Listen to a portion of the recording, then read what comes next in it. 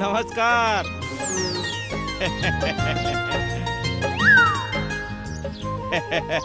अरे दौलत राम भैया, एक टूटा ही चप्पल बदल दा, एगो नया चप्पल खरीद ला।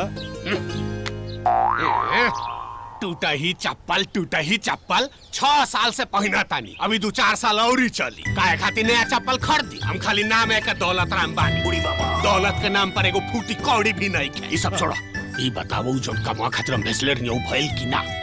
अरे पानी वानी पियाइबा के खाली खुशखबरिये सुनबा? हाँ तो एमे कौन बड़ बात बा? भइला पिया।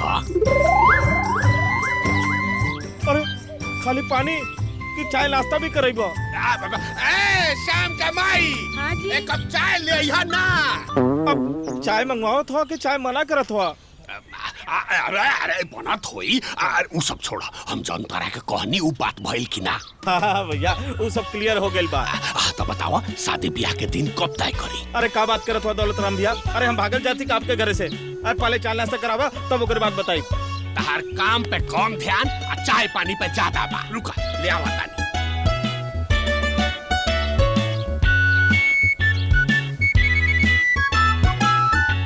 ए चायवा ना बनल का हो? अरे बन गई जी। इतना दाल मोट और बिस्कुट है भर भर के चाय। अरे तो मेहमान के आधा कप चाय थोड़े ना दिया जाला। खेत घर सब बिकवा दे लेकिन ए बुढ़िया हाँ, बाबूजी। रख दे। अरे 2 महीना से रखल बा, मेरा आ गई है। तौरी मेहरा दो रखे खातिर रखल बा, खाए खातिर ना। ठीक बा। इतना चाय बाप रे बाप। हो गई। अब बाकी जन चाय बा वो ठीक से रख दियो, बिहान गरम करके पिए।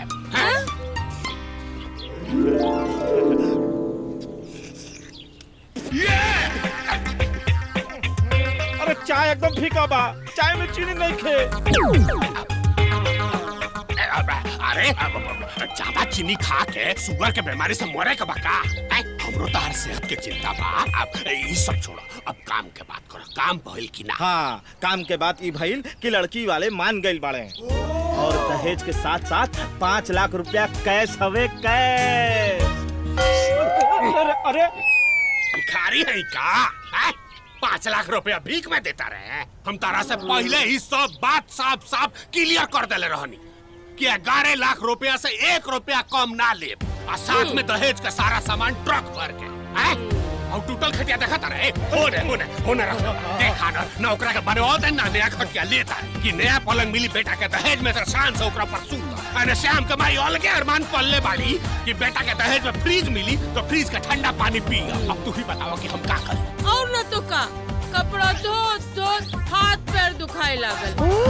कितना बार इनसे कहनी है, ए जी एगो वॉशिंग मशीन दिला न दी, पर ई का कहलन जब बेटा के ब्याह हो की तब वॉशिंग मशीन आई, खरीदे की जरूरत ना बा। हाँ, हमरो बड़ा मन करेला फिल्म देखे के। बाबूजी कहले हैं कि भैया के शादी में 36 इंच के टीवी आई, तब देख लिहा।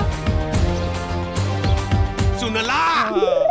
सबके ऊपर कोनो न कोनो अरमान बा, तो का करी? सबके अरमान पे पानी फेर अरे दी। टीवी, फ्रिज, कूलर, अलमारी, पलंग, अरे सब कुछ मिलता। 11 लाख रुपया ज्यादा नहीं खे? अरे शादी का खाना पीना, टेंट का खर्चा और तो और दहेज भी बहुत ज्यादा लगा था। 5 लाख रुपया कमाए बदे पूरी जिंदगी आदमी का कमर टेढ़ा हो जाला। रउआ के आगे भी एगो बेटी बानी, आप समझी? हाँ, इहे बतिया। अब के हमरा मन के बात कइला तू। हमरो एगो बेटी तबे तो कहतानी कि 11 लाख रुपया से 1 रुपया कम ना ले। 11 लाख रुपया कैश ले, साथ में दहेज के सारा सर सामान ले, और ओई में 3-4 लाख रुपया और लगा के अपना बेटी के धूमधाम से ब्याह कर। कुछ पैसा जौन बची ओइसे हमनी का गुजर खर्चा चले। का खराब सोचले बानी? धन्य हवा दौलत राम जी, इतना बढ़िया रिश्ता खोज के तारा दुआरी लिए नहीं, और आप जो है दहेज के लालच के चक्कर में ओकरा के ठोकर मार देला। हैं? जा, आपका लड़का पूरा जिंदगी भर रड़ुआ बन के घूमे, एको रिश्ता न मिली। अरे ऐसा कैसा ना मिली? ना मिली। कहना से ना मिली। अरे हमार लड़का लाखों में एक बार, 1 से 1 लड़की वाला लोग घुटना पर चल के आई हमरा दुआरे। अब तू रहुआ अपनी दोनों आँख से देखिए। हमारी बात सुन ला, इस लड़का तो घोड़ा से नहीं, गधा से, गधा से। तो हमारा बात सुन ला, इहो जान ला कि जब ले दौलत राम के 11 लाख रुपया नौकद और दहेज का सारा सामान ना मिले तो अपना लड़का का दौलत राम घोड़ी ना चढ़े दी। तो ढूंढ लिया कौन लड़की, कर लिया उनकर बिया। आलू बड़का लड़का वाला। अरे तू गधा पे जाइबा, गधा पे। हम जाता नहीं पड़ा। हाँ तो प्रणाम, तोहरा भरोसा नहीं छी। आजा। एगो मोटरसाइकिल में तो तेल भरवा खातिर होता ना हुई तारा लगा। बड़ा इला रिश्ता खोज के ले आवे वाला एक से एक। जा अपना घरे जा। देख ले तेरे हाथ घर का रिश्ता कैसे तय होला। हम तो एक बात जाना तानी, दुल्हन उहे जे धन ले आवे। अरे हमार लड़का लाखों में एक बार। तू लाखों में ना करोड़ों में भाड़ा। तोहरा जैसा आज्ञाकारी विद्यार्थी हम आज लेना देख ले। गुरुजी, ये सब राउर दिहल शिक्षा का परिणाम है।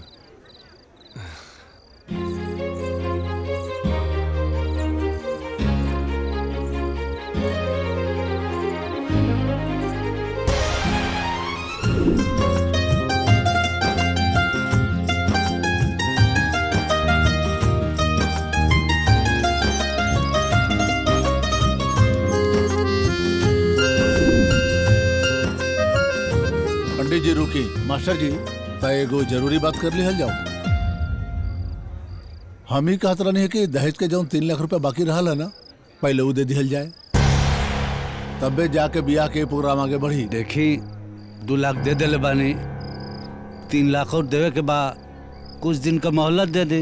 बे मोहलत वहलत कुछ ना हो, 3 लाख रुपया दे दिहल जाए, नहीं तो फिर हम बारात वापस लेके जाएंगे। सब्जी भाई ऐसा मत करी, बारात वापस मत ले जाई। बारात वापस ले जाई तब भरे समाज में हमारी इज्जत चल जाई। हम आपका हाथ जोड़ते हैं, हम कहीं न कहीं से 3 लाख रुपया का व्यवस्था कर दे। फिर वह बात, अरे जब ब्याह के पहले पैसा दे ना पाओ तो ब्याह के बाद देबा, कौन गारंटी है बात के। चलो उठ बेटा। ऐसा मत करी संदीप जी।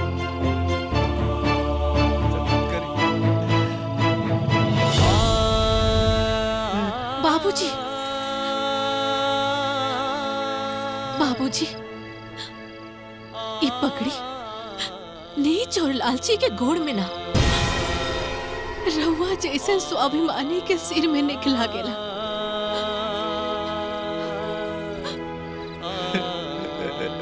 बाबूजी, जेकर घर के खर्चा दहेज के पैसा से चले, हम वो घर में बियाह ना करे। बाबूजी बेटी, ई तू का कहता रू? अगर बारात वापस चल जाई तोरी पर दाग लग जाई, के करी तो से बियाह? बाबूजी, हम बियाह ना करब, हम जिंदगी भर रहुआ के सेवा करब। बाबूजी, है 4 दिन का लड़की हमके खड़ा होकर बेइज्जत करती है, आ तू बहर की तरह खड़ा बड़ा चुपचाप चल। हाँ सब्जी जी, सब्जी जी। भैया भैया भैया भैया, पैसा आज ना तो काल मिलबे करी। इतना सुंदर लड़की और संस्कारी लड़की तोहरा के ना मिली, बियाह कर ला प्लीज। तोहरा के पसंद बा तो तू ही कहला ना शादी एकरा से, कहीं तो एकर पुराना यार तो नहीं खे। भैया भैया ये सब का कहते हो? ऐसा दीजिए, गुरुजी, गुरुजी,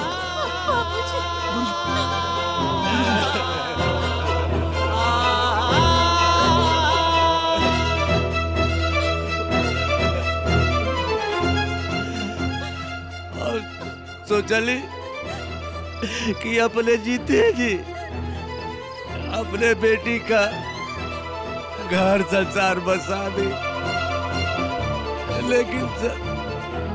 लेकिन सब बर्बाद हो गए। हमारे समाज में हमारी इज्जत तार रह गए। गुरुजी, गुरुजी, रहुआ शिक्षित हो के ये कैसे अशिक्षित वाली बात करते हैं? हम शिक्षित बानी,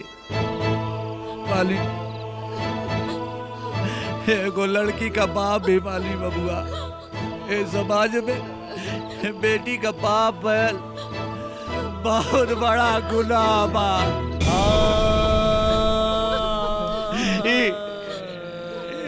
कहत कि कुआरे रह करके हमार सेवा सत्कार करे। अगर हमके मौत आ जाए ना ना बाबूजी, ना गुरुजी। तेकर का होई कि हम कुछ कर लेवे। ना बाबूजी। बेटी का डोली ना उठल बाप करती है उड़ जा। गुरुजी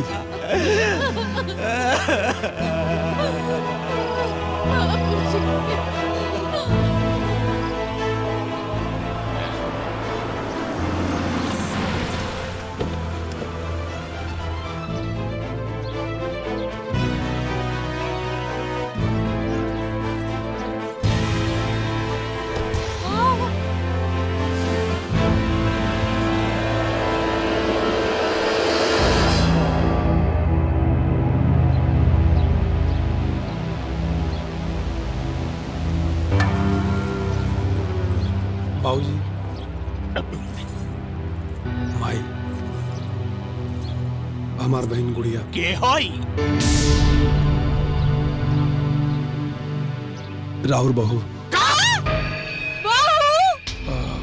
हम इनकरा से बियाह कर चुकल बानी बाबूजी।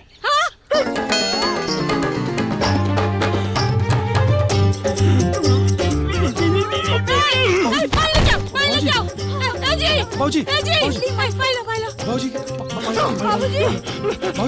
बाबूजी,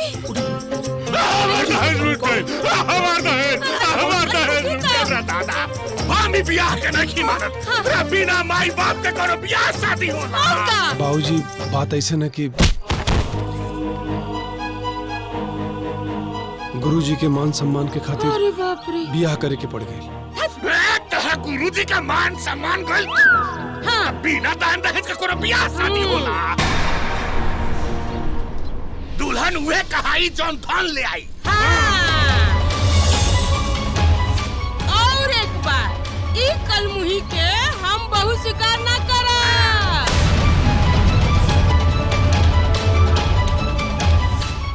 अग्नि के साक्षी मान के इनकरा के हम अपन पत्नी मान चुकल बानी। अब पति का फर्ज होला अपन पत्नी के सुख दुख में साथ दिया।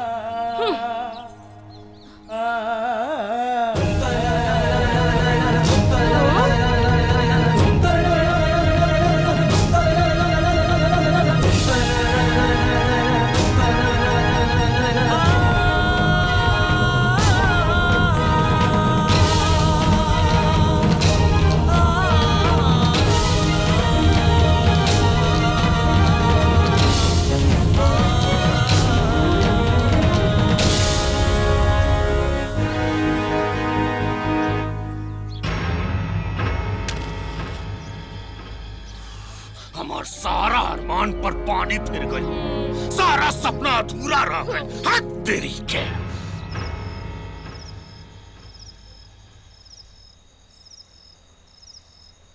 कविता, आज जौन कुछ भी भइल ओकरा के दिल पे मत लिया तू। वो का है कि बिना बतौले अचानक से बियाह करके घरे आ गई नहीं। यही नाते परिवार वाले नाखुश हो गए ना। लेकिन तू चिंता मत कर, धीरे धीरे सब ठीक हो जाए। हम समझ रहल बानी जी, रउआ चिंता मत करी। वक्त के साथ साथ हम घर वालन के दिल जीत ले। हमरा के मालूम बा। एगो बात कहे के रह तोरा से। का कहे क्या?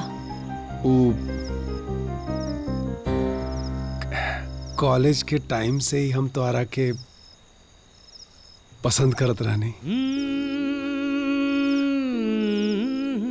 कबू हमार इतना हिम्मत ना भइल कि अपना मोहब्बत के तोहरा से इजहार कर सके। रउआ ही ना, हमहू रउआ के पसंद करत रहनी हा। बाकी बाबूजी के मान सम्मान पर ठेस ना पहुँचे, यही खातिर अपना प्यार के हम दिल में ही दबा के रखनी। पर हमने के प्यार पवित्र रहे, यही से भगवान हमने के मिला दिले। कौनो बात ना, बातचीत ही करल जाए कि कुछ और भी करल जाए? वैसे अब तो तोहरा के हमरे से शर्माए के ना चाहिए।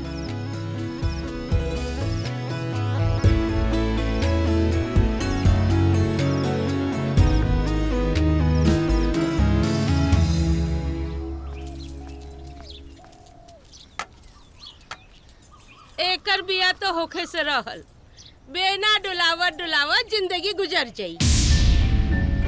का सोचले रहनी कि कूलर में बैठ के नाश्ता करब। अरे कूलर तो छोड़ा, पंखा भी ना आई अभी घर में। माई, यह सब बात करबू तो घर कैसे आगे बढ़े? का कैसे बढ़ी रे? हैं? जोन तबाही ते कैले बड़े, उसे तो हमनी के सपना में पूरा पानी फिर गई। अरे जोन होके करा हो गई, आगे सब बढ़िया हो जाए। का बढ़िया हो जाई? कुछ बढ़िया ना होई, बढ़िया हो जाई।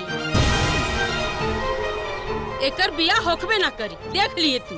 माई, गुड़िया का बियाह करावल हमार जिम्मेदारी बा। वो हमार बहन बिया, ओकर बियाह हम धूमधाम से कराई।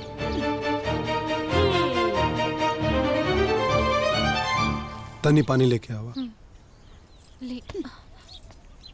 बाप रे बाप, पानी पिया, नल के पानी पिया, काहे कि फ्रिज के ठंडा ठंडा पानी नसीब में नहीं खे। मतलब तू शांति से खाना भी ना खाए देबू? अच्छा, शांति से खाना खइबा, हमनी के जिंदगी तबाह करके अब तू खाना खइबा, नाश्ता करबा, पानी पीबा।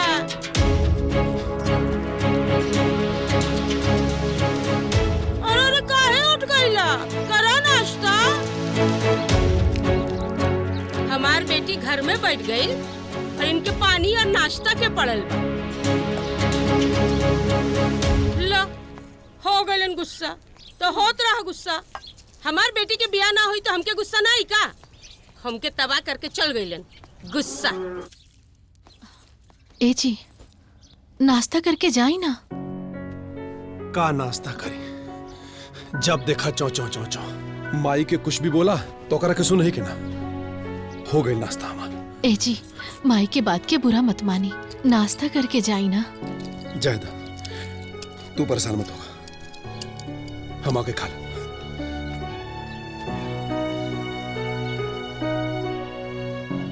ए बहू, तोहरा गांव में तोहरे नियन कोनो सुंदर सुशील लड़की हुई तो हमरा के भी बतैहा। हमार बेटा भी बड़ा हो गइल बा, ओकरा के भी बियाह करे के बा। इतना सुंदर सुशील लड़की एगो ही रहल, जौन मालती दीदी के मिल गई।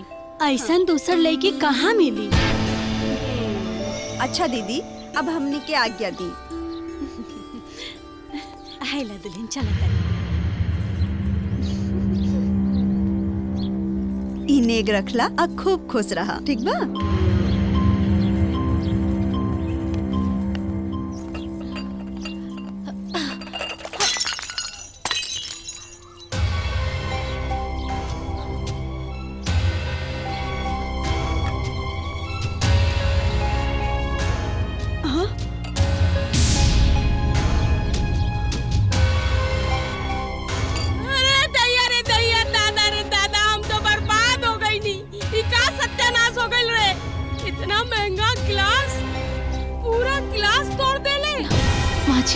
हम जानबूझ के ना तोड़नी है, गलती से गिर गई। अरे भिखारी के औलाद, खुद तो खाली हाथ लटकैले आ गईलू, ऊपर से हमार सेट के गिलास तोड़ देलू और कहत बाड़ू गलती से हो गईलो। माँ जी, हाँ। रउआ ये पैसा रख ली और रउआ ये पैसा से नया सेट मंगवा ली। वाह, हमार नाता रिश्तेदार के दिहल पैसा से पैसा के गर्मी दिखा रहल बाड़ू हैं? हमके नया गिलास नहीं, इहे गिलास चाहिए, इहे गिलास जोड़ के।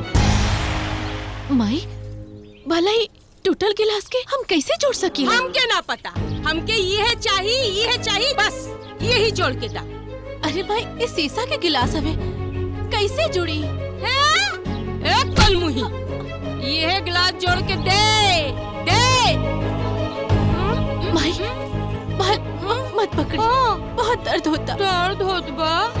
अरे बाप रे बाप, तो पहले काहे ना सोच लूं? हाँ, ऐसे हमके भी बहुत दर्द होता। गिलास छोड़ के दे।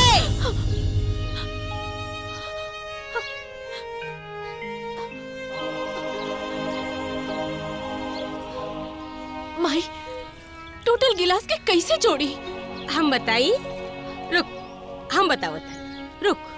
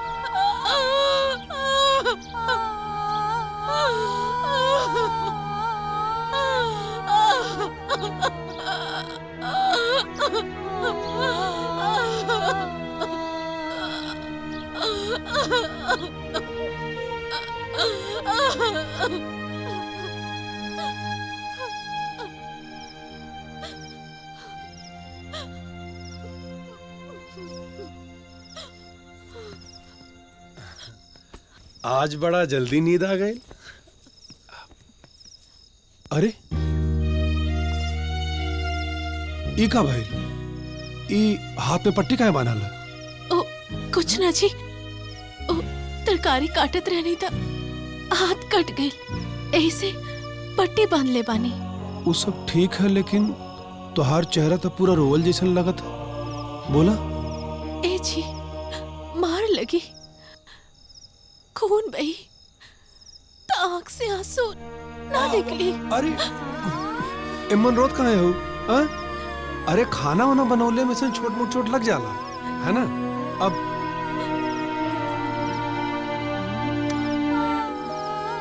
अब ठीक हो गई।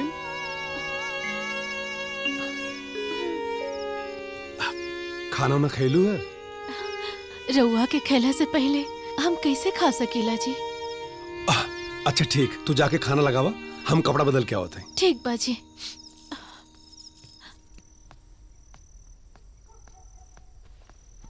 माई खाना खा लू? हाँ खा लेनी। गुड़िया हाँ भैया, हमने के खा लेनी। अच्छा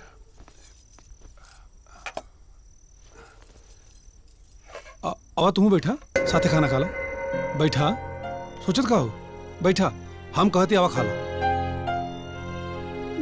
देखा आवा बैठा। ना जी, रवा खाली हम बाद में खा लेब ना। बैठा। कविता हम कहता नहीं, बैठा।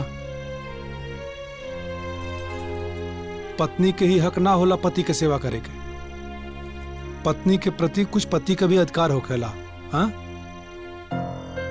चला, मुंह खोला, ला खा ला। बेटा तोरा के तो सबके ध्यान बा, बाकी माई के ध्यान नहीं। माई के खांसी होत बा, माई के दवाई खत्म हो गई बा, एकर ध्यान त ना बा। अरे माई दवाई ले आयल है, वो बैग में रख ले। कविता जा बैग में से दवाई ले आवा। जी।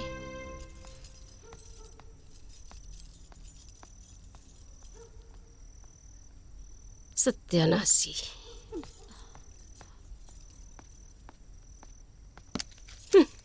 आवा तू खा ला, आवा।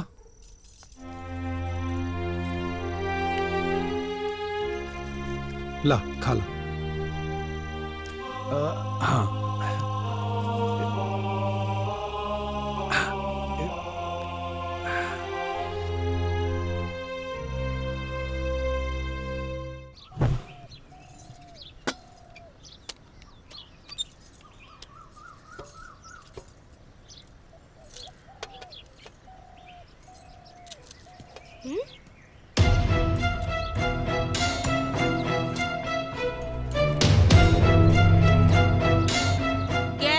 सिलेंडर भरावे में 1000 रुपया से भी ज्यादा लागेला और तू गैस पे खाना बनावत तारू। खत्म कर दा गैस।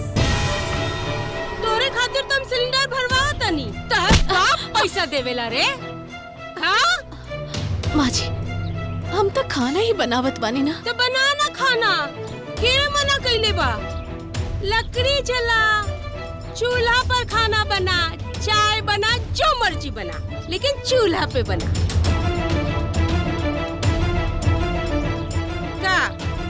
का सोचे लगी?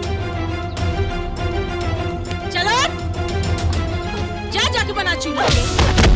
अरे बाप के औलाद गैस में खाना बने। बाप पैसा भेजले बाड़े, कल मुही कमा के लिए आई बड़ी।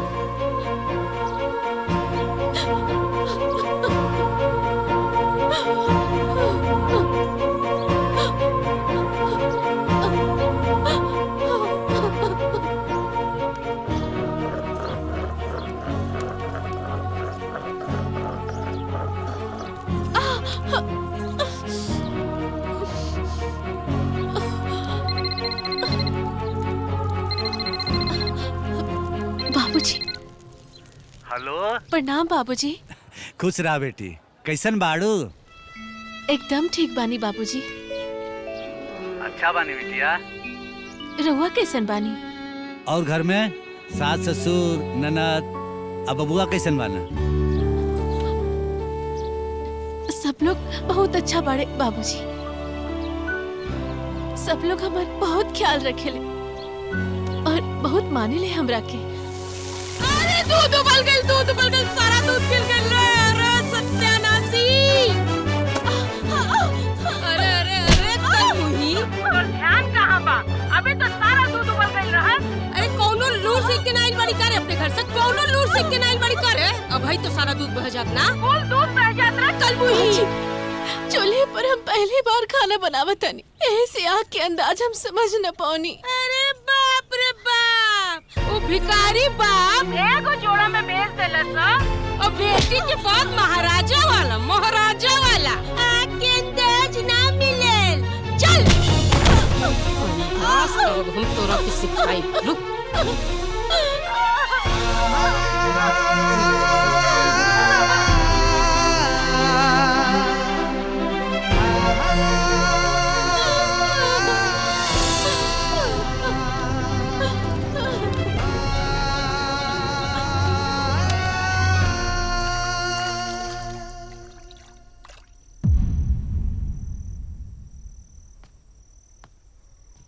अब वो गैस सिलेंडर खत्म हो गल का जौन चूल्हा पे खाना बनौलू है? सिलेंडर बाजी, लेकिन सिलेंडर बहुत महंगा हो गईल बा ना, यही से हम सोचनी सिलेंडर बचा ली एन मौका पर काम दी। और वैसे भी हमार आदत बा चूल्हा पर खाना बनावे के।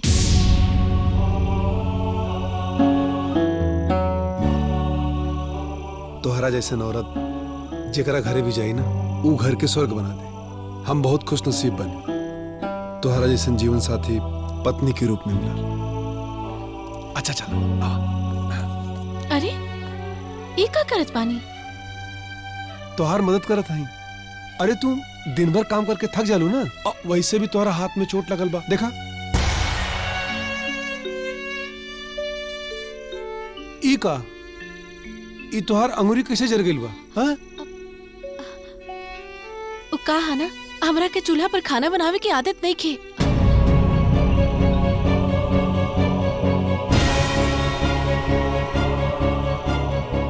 लाई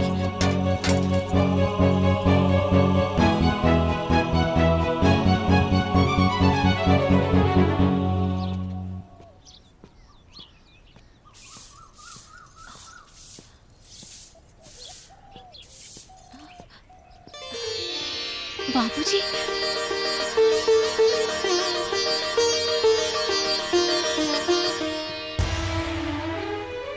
प्रणाम समधी जी। प्रणाम समधन जी।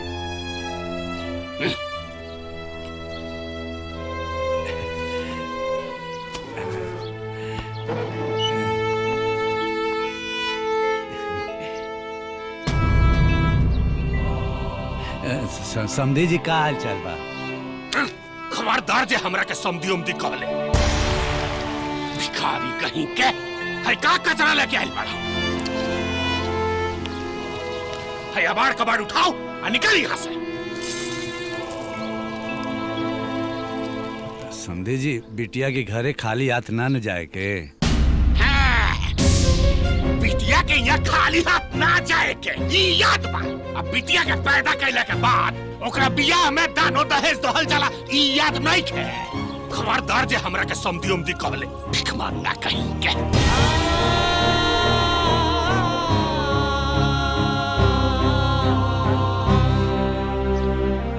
बिटिया से मिले का मन कैले तो चलिए लिया। बिटिया से मिले का मन कैले सतारा भिखारी कहीं के।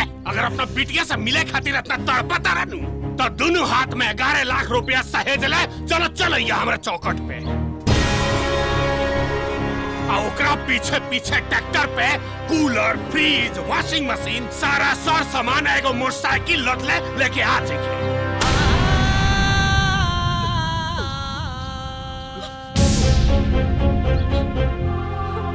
ओकरा बाद हम तोरा के तोरा बेटी से मिले दे।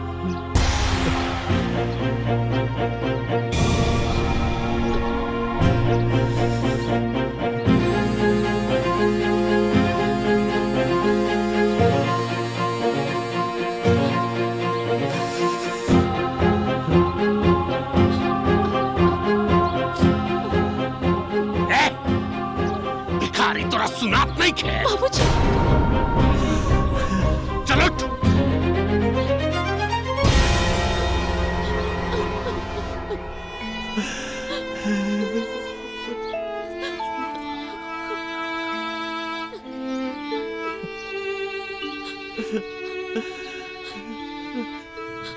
चल भाग।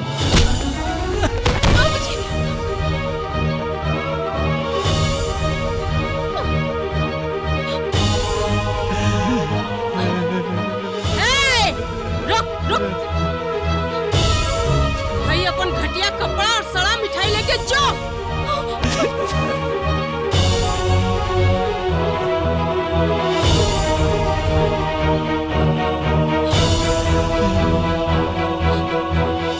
जाना यहाँ से।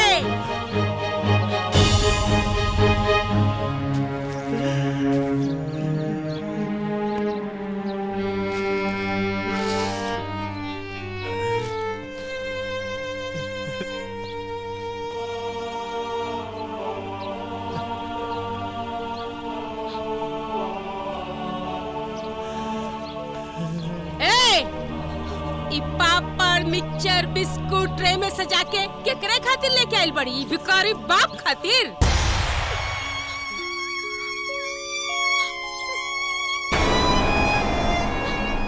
चुपचाप लेके जो अंदर, या तो नोड़ा से मुंह कूच दे।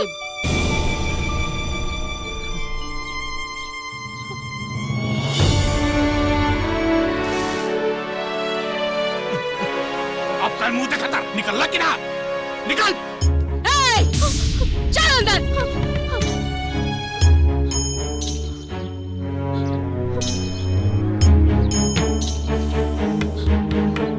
चल अंदर।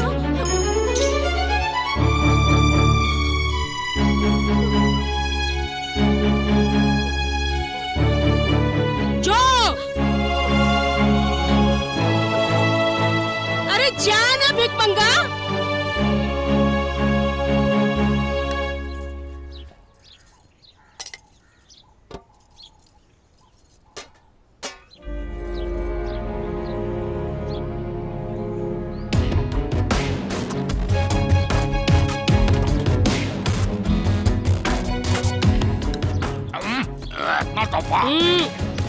का बा ना खइबा तो कल मुइया पूरा खा जाए। चल खो खा चुपचाप। कैसे खइयन अब हमऊ दिखत है। हमार बेटा के फंसा के बिया।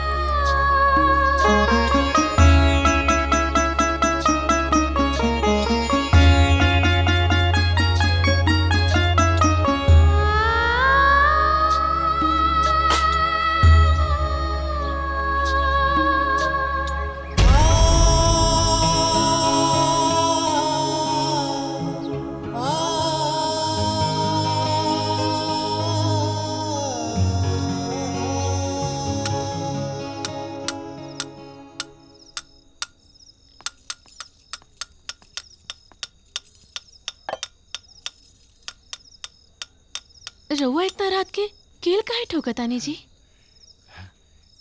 एगो सरप्राइज है। कैसन सरप्राइज? पहले बता देब तो सरप्राइज कैसे रह जाई? हाँ, आंख बंद करा। अरे हम कहती ना, आंख बंद करा। हाँ,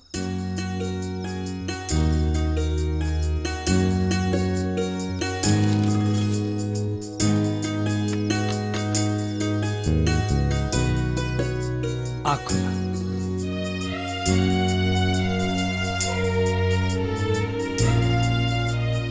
कैसन लागल? बहुत ही अच्छा बाजी। अब तोहरा के बड़का सरप्राइज देवे वाला बानी। हाँ? अब लागत बाना राम सीता जैसे जोड़ी हमें के यहाँ लगा देता नहीं। राउर सोच विचार तो एकदम राम जैसन बा, लेकिन रहुआ के नइखे पता कि राउर सीता पर का बीत रहल बा। कविता देखा, राम सीता का जोड़ी बहुत ही अच्छा बाजी।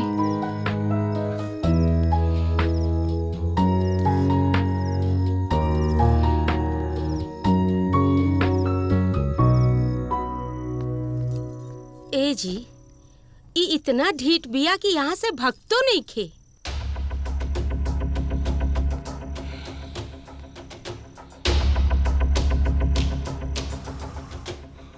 मुर्गिया मुर्गाई, लेकिन डंखनवा पंखनवा नोचवा के।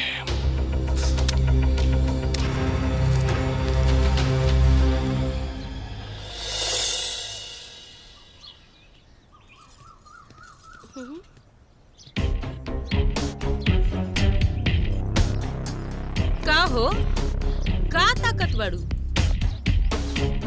माई, हम 3-4 दिन से देख रहल बानी कि रउआ लोग खाना ज्यादा ले लेके फेंक देत बानी। अरे खाना थरिया में इहे से ज्यादा लियल जाला कि ताकि बाचल खाना गाय गोरु खा सके। दूध चाय पिए में तो बड़ा मजा आवेला, तो गाय गोरु खाई तबे ना दूध दी। माई, गाय के भी खाना देवल जरूरी बा, लेकिन एकर मतलब ही नहीं खे कि हमहू भूखा रही। माई, हम पानी पी पी के अपन पेट भर रहल बानी, हमरो के भूख लागल बा। तोरा के खाना चाहिए? रुक, हम अभी तोरा के खाना खिलावतन।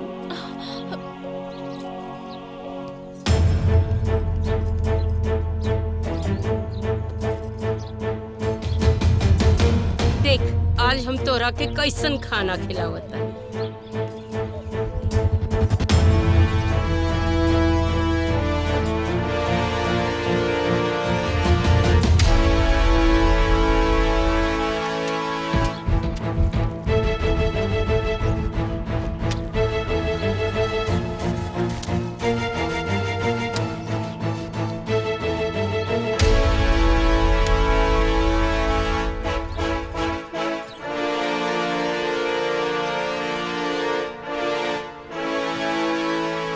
देखा हम तोरे खातिर कितना अच्छा खाना ले आइल बानी।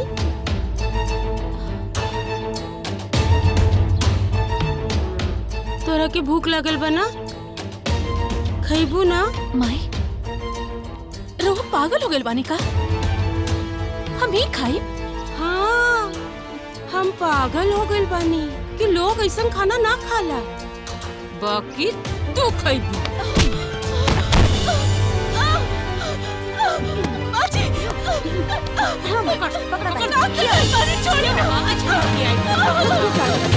बढ़िया खाना आज किया।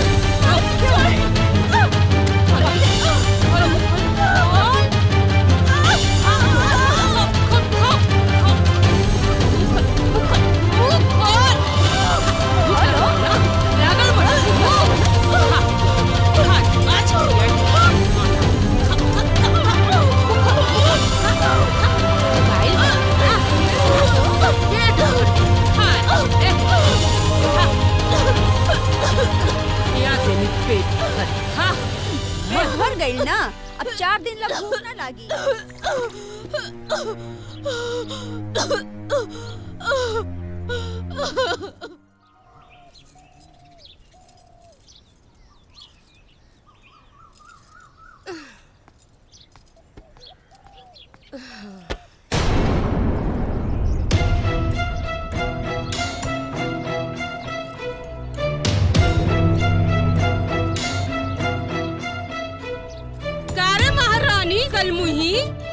के सब काम पड़ल बा और ते यहाँ सजे सबरे के सामान फैला के रखले बड़े। लाली पाउडर लगावत रे, लाली पाउडर, लाली लिपस्टिक। तोरो तो आज तोर सजल सबन निकालता रे। सजाई घूम चलती है छाती में सजाई और लिपस्टिक लगाई। दिमाग खराब करके रख ले बिया।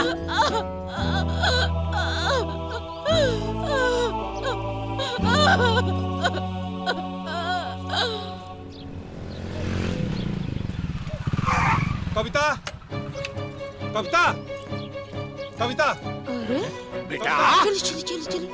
कविता, कविता, चला चला। ये घर में ना रहे, चला निकला।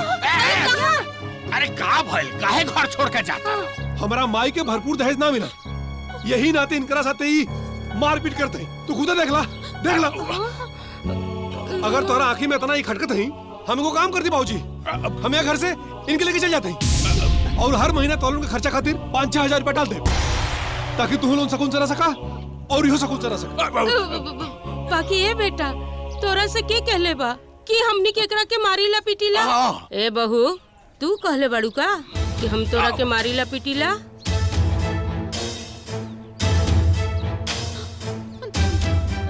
ना माजी, माजी सही कहत बाड़ी।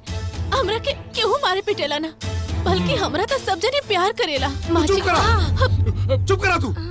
माई, यह घर में सब ठीक हो जाए, यही नाते ही झूठ पे झूठ बोलत है, यही नाते चुपचाप ये तोहार जुल्म चाहते हैं। अरे हमरा के तो पता भी ना चलत और ये घुट घुट के मर जाती अगर हम घर में।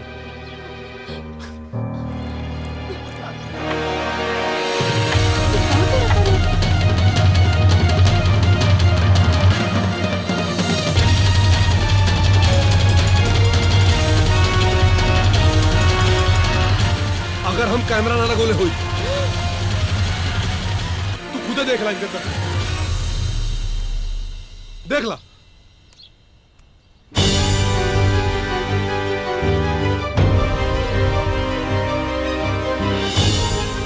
देख ला, हमनी के घर में ना रह के चला निकला।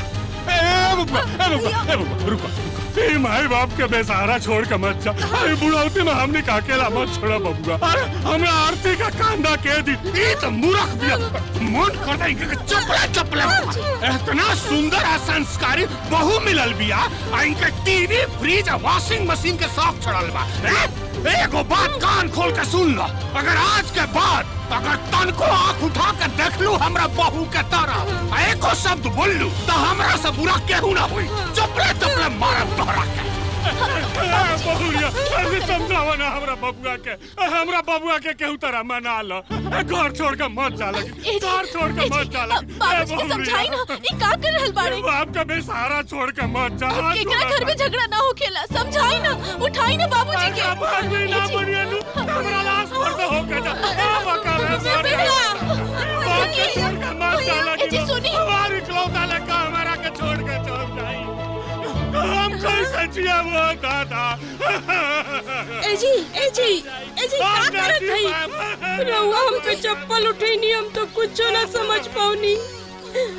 एजी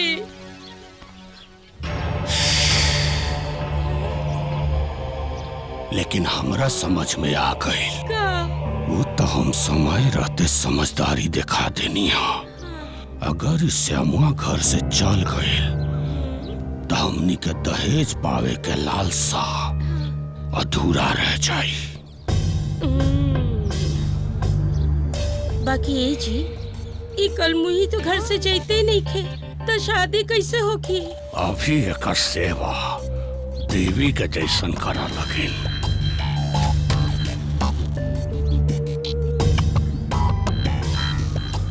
अभी एक सेवा देवी जैसन करा लगिन। मौका मिलते ही हमनी के अपन रूप दिखावल जाई।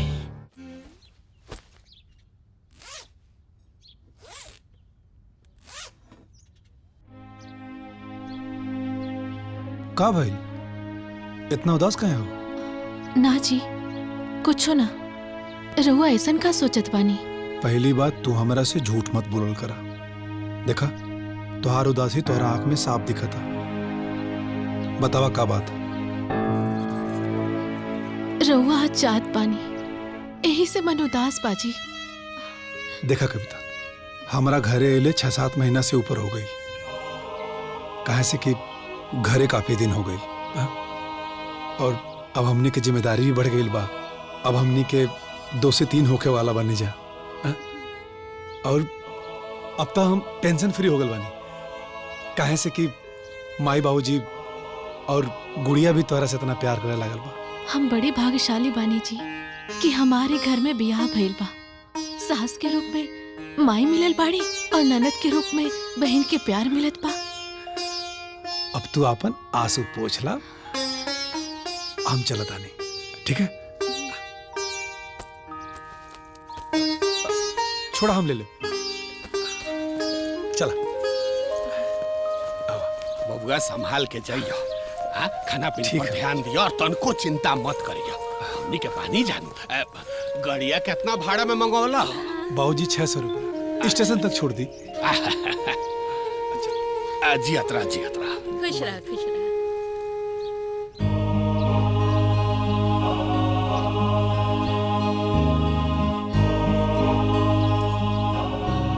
माई, कविता का ख्याल रखिए। अरे बेटा, तू बिल्कुल चिंता मत करा, हमनी के बानी ना। अपना काम धंधा पर ध्यान रखा। हमनी का बानी जानू ख्याल रखे खातिर। अरे वैसे हमनियों के तो दादा दादी बने वाला बानी जा। अब बबुआ आओ, जा संभाल के जाइयो। ड्राइवर साहब, संभाल के ले जाइए। हाँ चाचा, ठीक बा। चिंता मत करिए।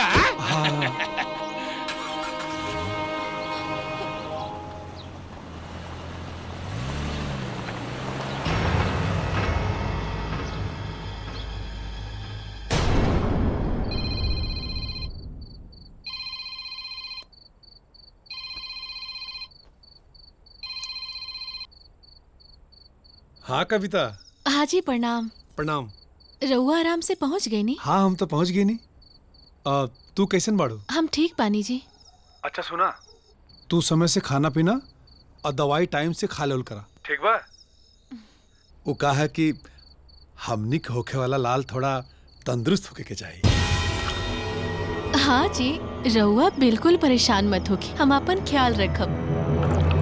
ऑफिस के इधर बहुत ढेर सारा काम बचल बा, तो ओकरा के पूरा करके हम सूत जाब। काहे से कि थक गल बानी। और तोहरा से ना कल सुबेरे बात कर। ठीक बाजी, रहुआ भी अपन ख्याल रखब। प्रणाम। प्रणाम।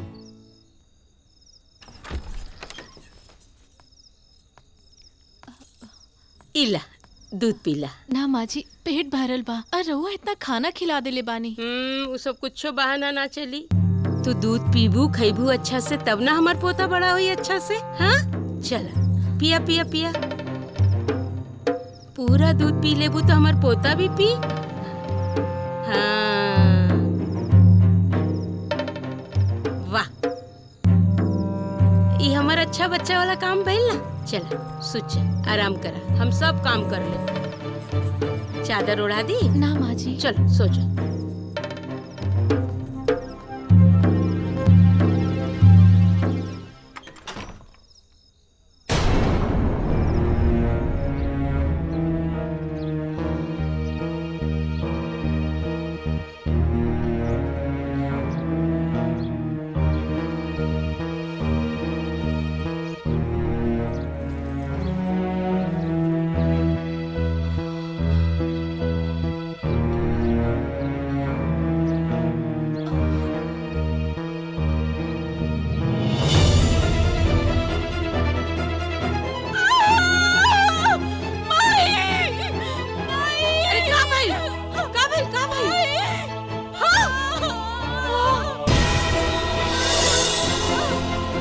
शाम के बाबूजी, जल्दी गाड़ी लाई।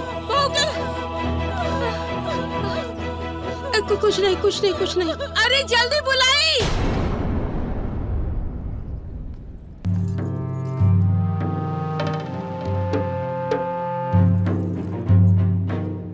का? ये कैसे हो गल माई? का बताई बेटा, हमनी के भी एकदम टेंशन में आ गल रहनी। बाकी भगवान के लाख लाख शुक्र बा, जच्चा और बच्चा दोनों ठीक बा। अरे तनी लेडीज प्रॉब्लम हो गई रहे, बाकी माई और बच्चा दोनों ठीक बा। अच्छा माई, डॉक्टर के दिखा डालू ना? हाँ हाँ दिखा देनी, हॉस्पिटल में तो बानी। तो कोनो टेंशन वाली बात नहीं है ना? अरे ना ना, अभी कोनो टेंशन नहीं के। थोड़ा खून के कमी हो गई बा, उ सब हम घरे ले जाके ठीक कर दे। ए माई, हमू आ जाएगा? अरे ना बेटा, आवे के कोनो जरूरत नहीं के, हमनी के बानी ना। डॉक्टर ओकरा के छुट्टी दे देलन, हम घरे लेके जाता नहीं, ओकरे बाद आराम से बात देख, जिसे घरे पहुंचिए वैसे हमरा से बात करा दिए।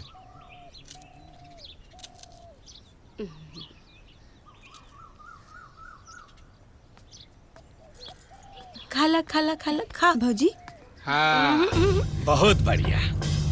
ए तरह बढ़िया से ओकर खाल पियल पर ध्यान देहल करा लगिन। आ सुन, अपना भौजी के टाइम टू टाइम दवाई दिहल करी। ठीक बा बाबूजी। ए जी, एकरा के फल खियावतानी, ओकरा बाद सारा दवाई लेके बैठल बानी, बारी बारी सब खिया दे।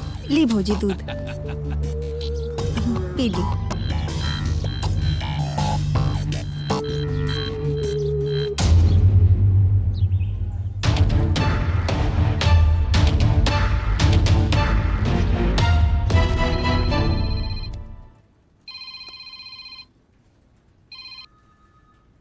हाँ माई। वो कहा है कि हमने के शादी में जाए के बा, बहुत मन करता बहू के ले जाए के। बाकी के तबीयत ठीक ना है ना, बहुत कमजोर हो गई बिया। हाँ तो माई सही कहा था ना, और वैसे भी उनका तबीयत खराब है। अब उनके घरे रह के आराम करे के चाहिए। तू लोगों ने वो काम करा, तू लोगों जा, ठीक है? और उनके घरे में रहता। अच्छा ठीक बा बेटा, ठीक।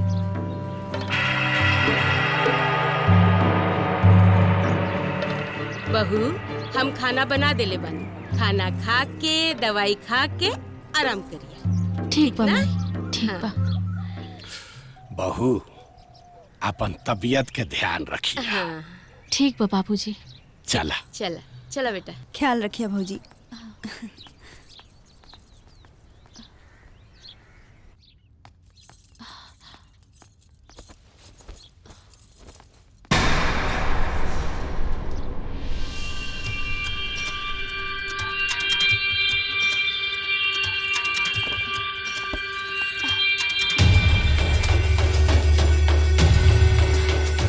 दवाई?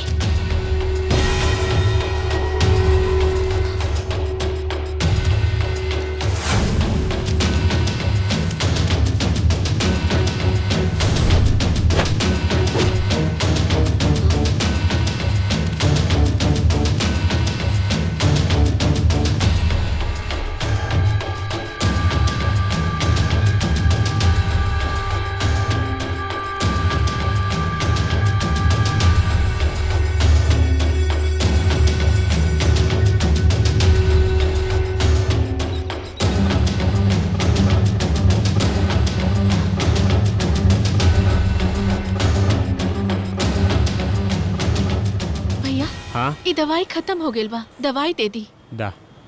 और ई दवाई कौना बीमारी में काम आवेला? ये दवाई तो बहुत हार्ड बा, और ये डॉक्टर के पर्ची के बिना दवाई ना मिली। बगल के मेडिकल स्टोर से दवाई ले। ये हार्ट का दवाई बा, ये ब्लड प्रेशर का दवाई बा, और ये दवाई तो ब्रेन हेमरेज के बा। और ये इतना सब दवाई के खाला आ केकरा खातिर बाई?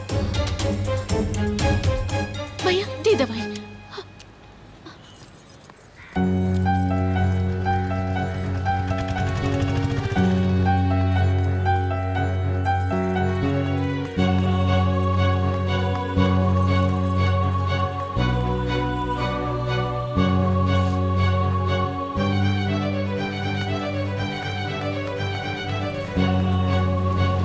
भैया भैया भैया रुकिए।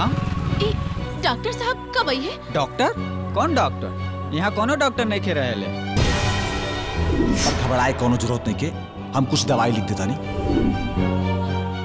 अरे भैया हमार दवाई यही जगह से चलत रहे। मैडम जी, ई 3-4 साल से बंद पड़ल बा शटर, कोई डॉक्टर उक्टर न रहेला यहाँ।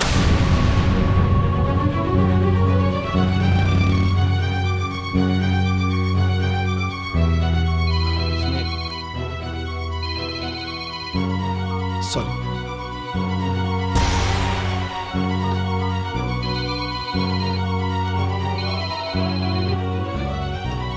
सॉरी।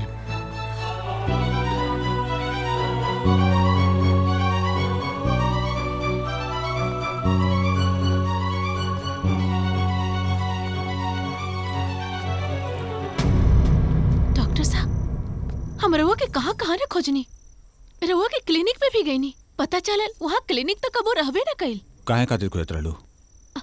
रउआ जो दवाई देले बानी वो कौना बीमारी में काम आवेला? कौन दवाई? हम अभी लेके आवत बानी।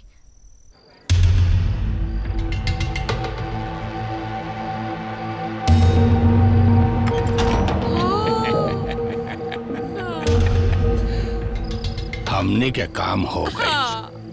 बबुओ बड़ा हमनी के वीडियो बनावत रहले, अब तोहरे मेहरारू के वीडियो बन गए। डॉक्टर साहब रउआ अंदर का है? डॉक्टर? काहे के डॉक्टर? हम तो तोहार दीवाना है, दीवाना। जब से हम तोहरा के देखली आई हमरे आंख में कांटा जैसन चुप गइल बड़ो, और आज कांटा निकाले के बहुत अच्छा मौका बा हमरे पास। डॉक्टर साहब यहाँ से चल जाई, वरना अपन सास ससुर के फोन करके बुला ले। सास ससुर? कौन सास ससुर? वे जोन हमरा के खुदे यहाँ भेजले बा। अरे जौन हम कहले बानी वही तरह करिए। आंगन में कुछ ना होके के चाहिए, जौन भी करे के बा कमरा में ले जाके करिए। ऐसन टाइम में खून को कमी और चक्कर आइल आम बात बा।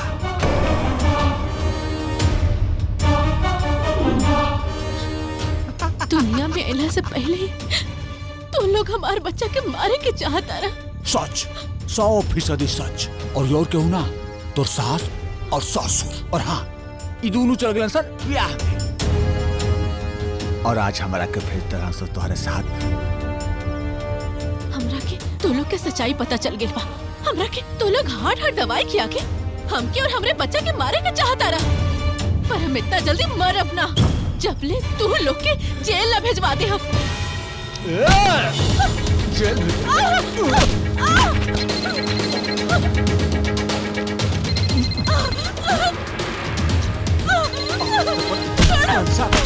उड़ाए के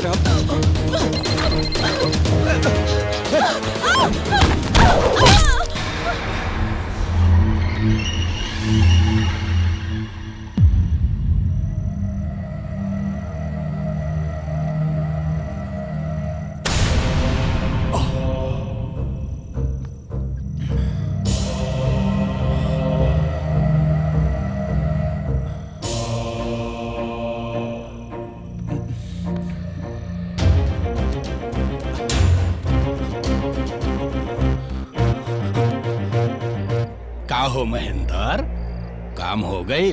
अरे पहले हमार बात सुना, तो हर बहू के सब कुछ पता चल गई बा। फिलहाल तो बेहोश पिया, फटाफट आ जा, न तो हम इनका जेल के चक्की पीसे के पड़ी।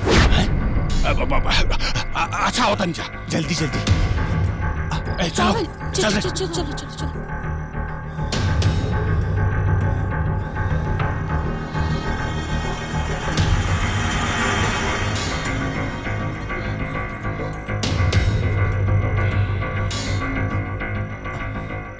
देखला से कुछ ना होई। ऐसे सोची ना कुछ।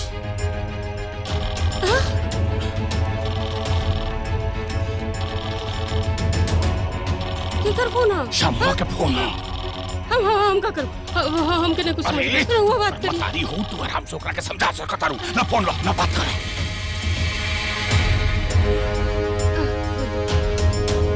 बाकी अभी का करे के बस सोचे ना तो कर फोन।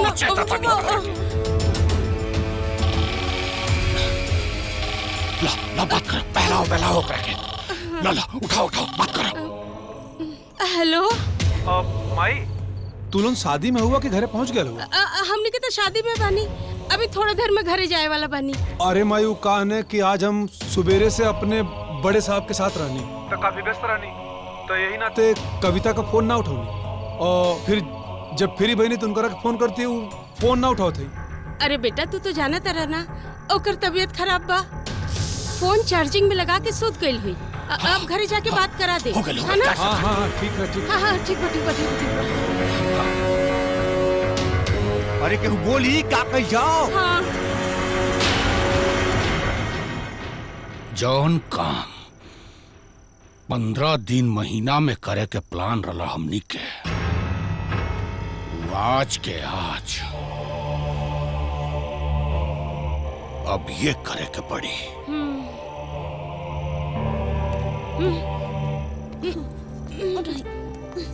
बड़ा भारी बिया। उठाओ ठोकस के।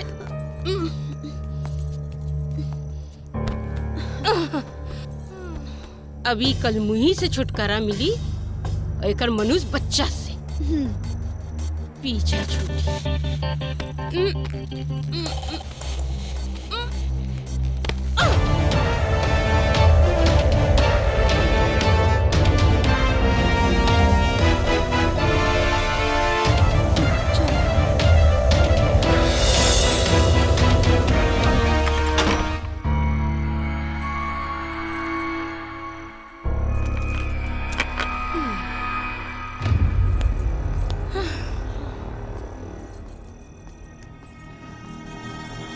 हो गई।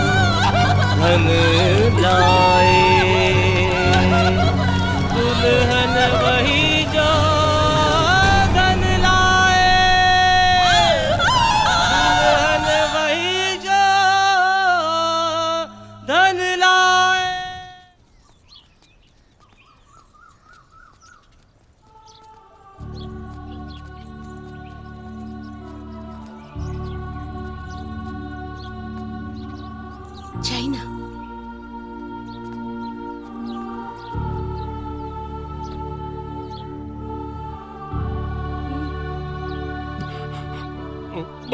बबुआ,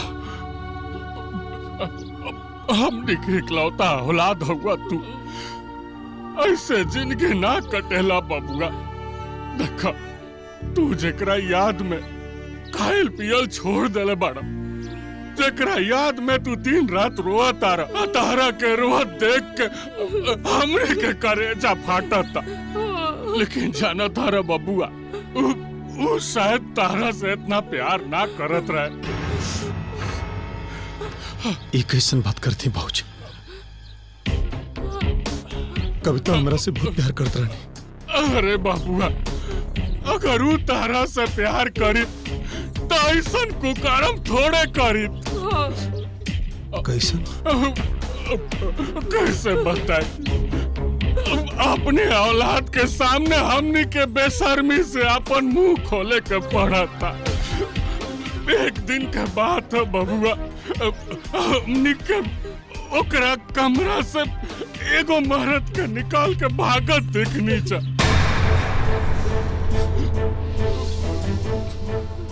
बाबूजी वो लड़का के रहल?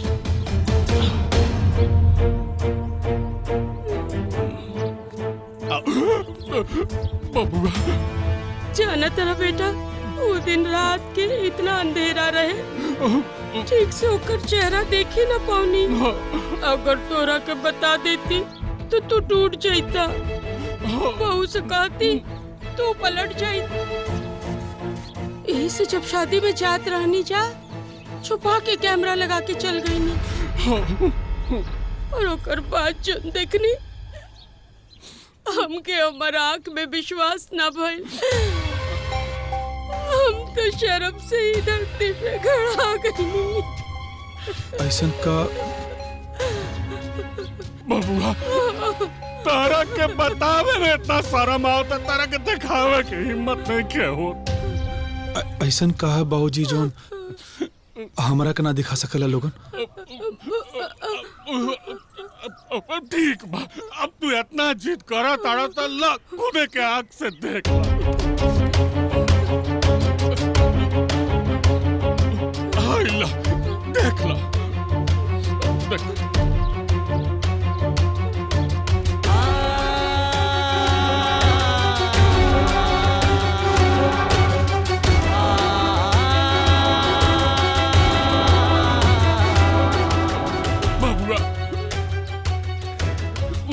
हमने के कैमरा ठीक से ना लगौनी चा, ओकर शकल ठीक से नजर ना आइल हमनी के। ना तो अगर चील ले रहती नु तो कहीं से खोज के ओकर गर्दन दबा देती। हाँ एकदम सही कहा।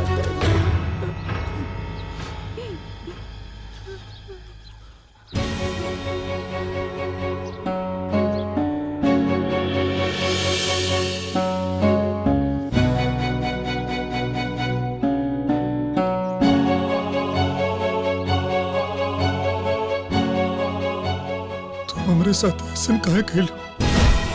हमरे प्यार में ऐसा कौन कमी रह गई कि जोन तू हमारे साथ विश्वासघात कैलो? अरे हम तो तोहरे के अपने जान से भी ज्यादा प्यार करते रहे। तू हमरा के धोखा दे दलो। इस सही ना कैलो तू, इस सही ना कैलो।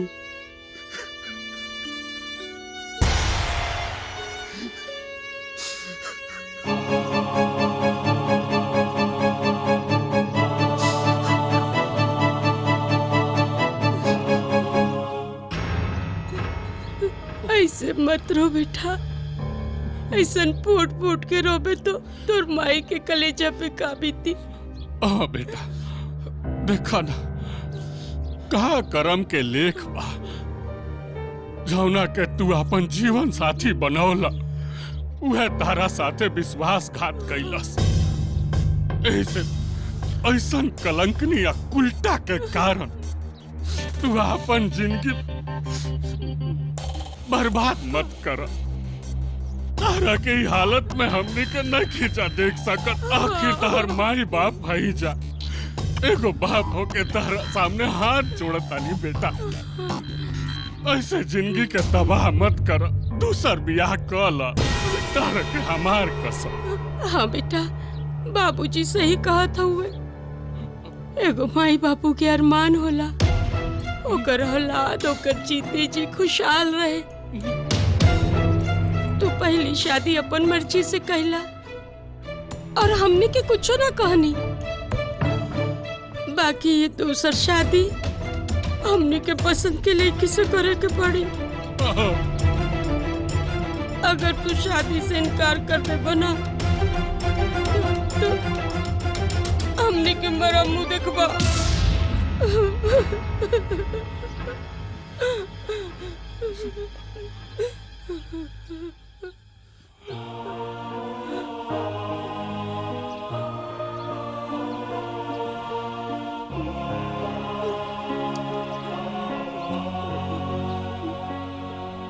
हम शादी करे खातिर तैयार बानी। श्याम बेटा, हमनी के बहुत खुश बानी जा। जुग जुग जिया बेटा, जुग जुग जिया। खुश रहा बेटा, चलिए। खुश रहा बेटा। जहाँ बैल बकरे बिकते थे, दुल्हा अब तो बिकाता। पैसा के बेटी के काटल जाता, हीरा मोती रतन लाए, बेटी सब कुछ नंबर 1 लाए, बेटा वाला सोचेला कि दुल्हन वही जो धन लाए। बेटा जाने लू ना तोहर चूल्हा छुआई के रस्म है। जी अम्मा जी। और चूल्हा छुआई के रस्म में का होला? मीठा बनेला। त खीर बना दिया।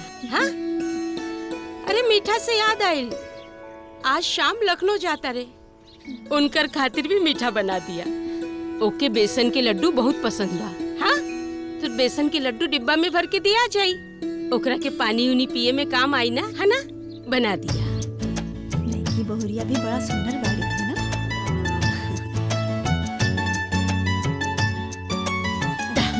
सही कहा तनी दीदी।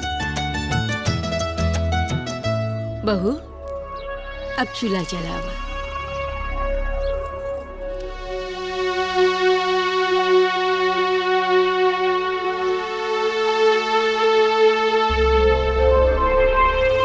अरे का सोचे लगलू दुल्हन, गैस जलावा।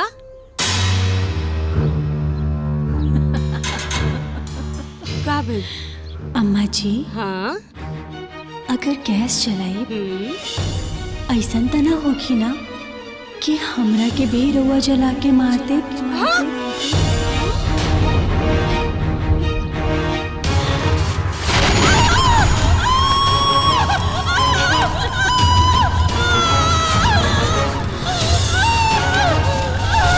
ए दुल्हन का सोचतारी हो? चूल्हा जरावा, खीर बनावा।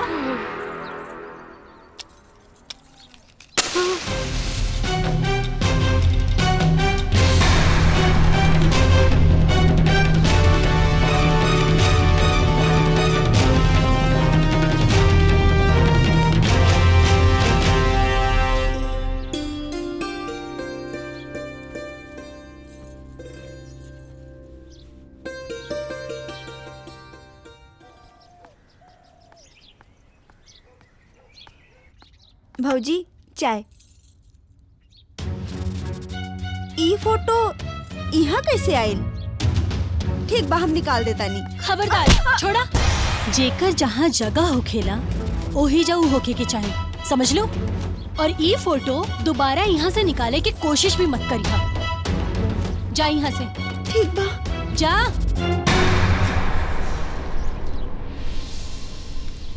ए माई जाना तारू, भौजी कलमुही के फोटो फिर से लगा देली। हाँ? और जब हम उतारे गई नी तो हमरे पे ही चिल्ला देली। ए जी जाना तनी, उ दिन चूल्हा छुआने के दिन, वो दिन कुछ ऐसे बात करत रहे जैसे कि कवितवा के वो पहले से जाने ले। कुछ न कुछ तो गड़बड़ बा। दादाजी, ए दादाजी उठी।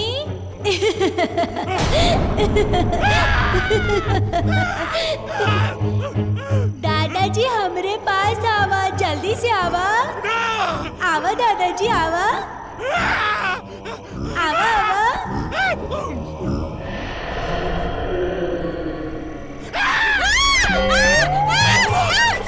अरे हमारे हार्ट अटैक से जान निकले वाला रहला। अब एगो नाना करिया बचाइए लग करला।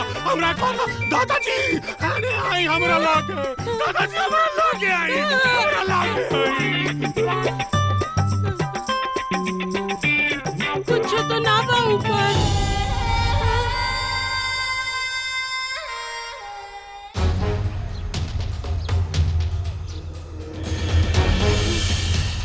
ए बहू जायदा हम नया मंगवा दे ना। हाँ? हमरा के इहे ग्लास चाहिए। हमके नया गिलास नहीं, इहे गिलास चाहिए। कहे कि हमें ग्लास बहुत पसंद से खरीद ले रहनी है। अभी ग्लास जोड़ दा। टूटल गिलास कैसे जुड़ी? कैसे जुड़ी? कैसे जुड़ी? कैसे जोड़ल जाला? भुला गई का? टूटल गिलास के कैसे जोड़ी? हम बताई। जैसे तू लोग कविता से जुड़वैले रहलो ना, याद पाना? वैसे ही जोड़ल जाला। जोड़ा।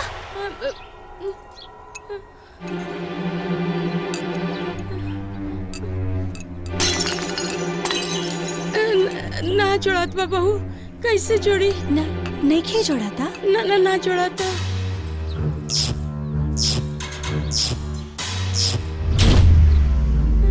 अब एकर का सजा हुई?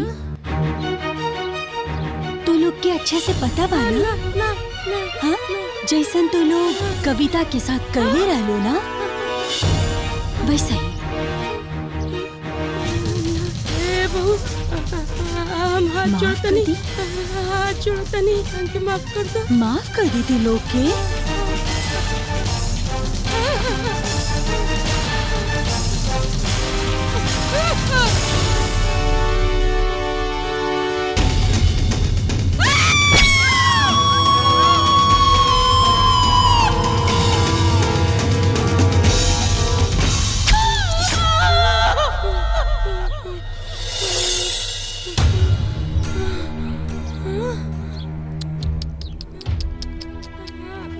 तारा के इतना दर्द होता, ना लगला पे इतना दर्द होता, तब बतावा बेचारी कविता के कितना दर्द भइल होई।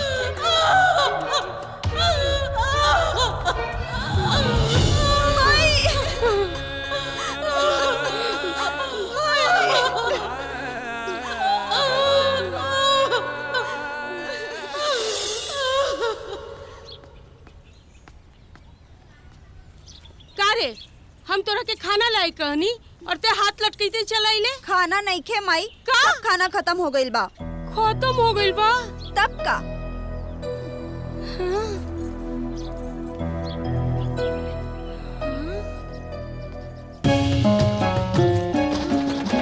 ई का? ए बहू। जी अम्मा जी। सुना ना,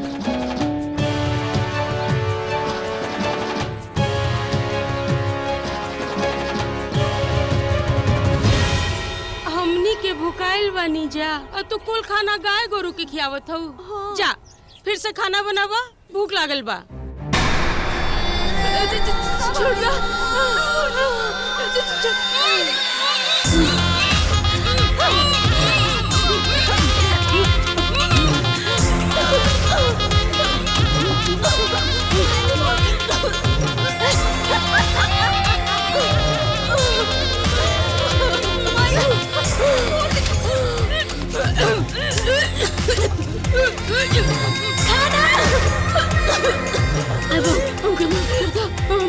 गलती हो गई।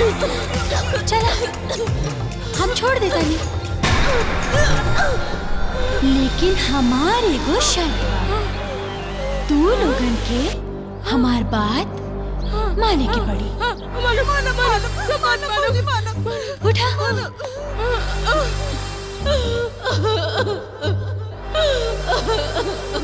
ला अपन हाथ से निकाल के खाना।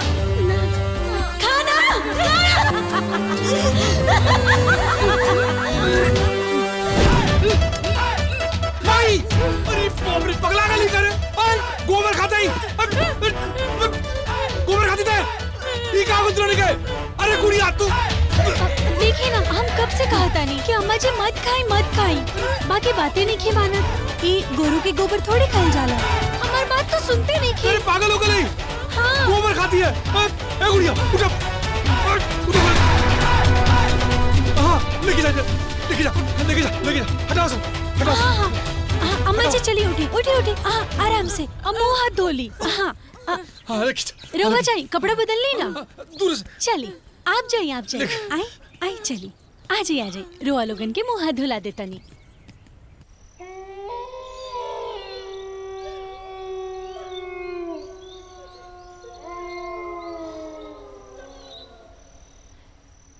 दादाजी, ए दादाजी, उठी, हमसे मिली। दादाजी, अरे उठी ना दादाजी, अरे उठी ना दादाजी।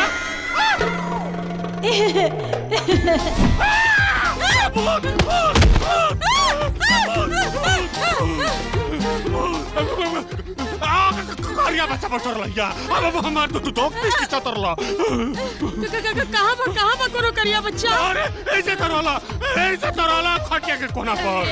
अरे बुढ़ौती में सटिया गइल बानी, जाके सुती। करिया बच्चा पता नहीं। विश्वास कर, एगो रंगा करिया बच्चा हमरा के दादाजी को के धोती। सुनी ए जी, देखी हम ना पहले ही बहुत परेशान बनी। हाँ, हम क्यों ना और परेशान मत करी। जाके सुती जाके। अरे हम बानी ना जी, जाके सुती। कोनो बच्चा नहीं के ना बा कोनो बच्चा। जाई पता ना कहाँ से नंगा करिया बच्चा दिखा।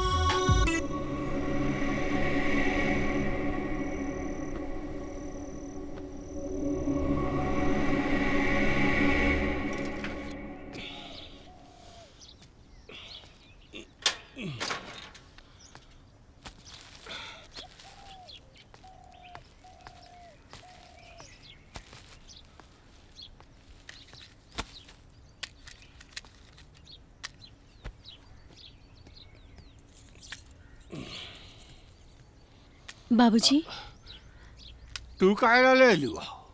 वो मतारी बेटी कहाँ वालो? अम्मा जी गुड़िया बगल में गई बाड़ी। रोआ के कुछ चाहिए था, हम बानी ना। अच्छा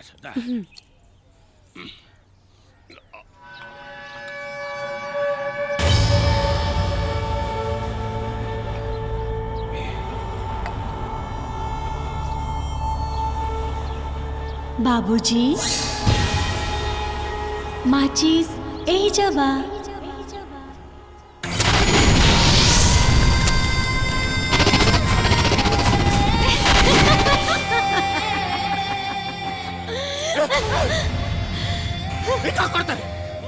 ओहे जे रोवा कविता के साथ कैले रानी।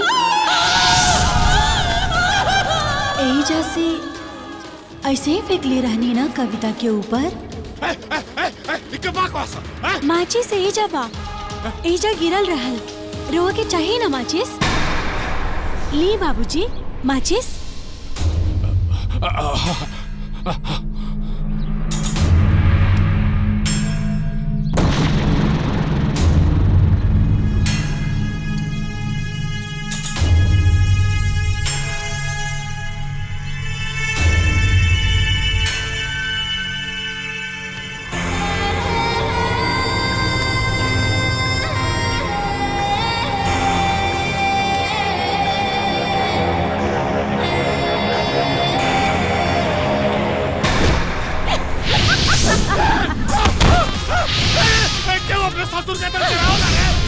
कोनो ससुर भी अपन बहू के ऐसे जलावे ना का?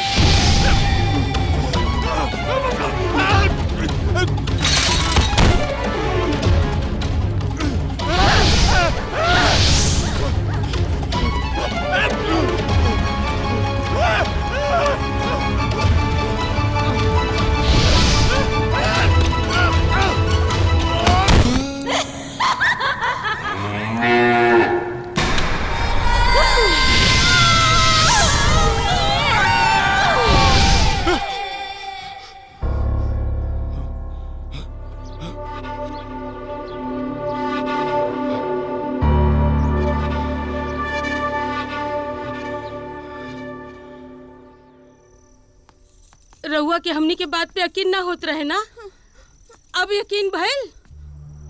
उ लक्ष्मी हमनी के साथ वैसे वैसे करत पिया जैसे जैसे हमनी के कविता के साथ कैले रहनी।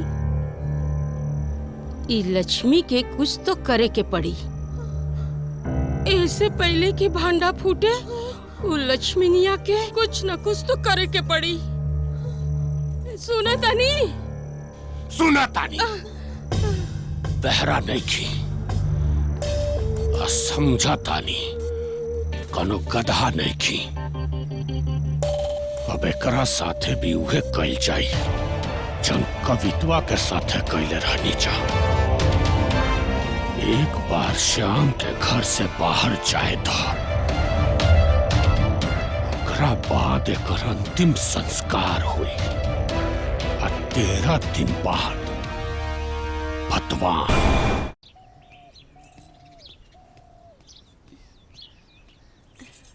भाऊजी चाय पीला।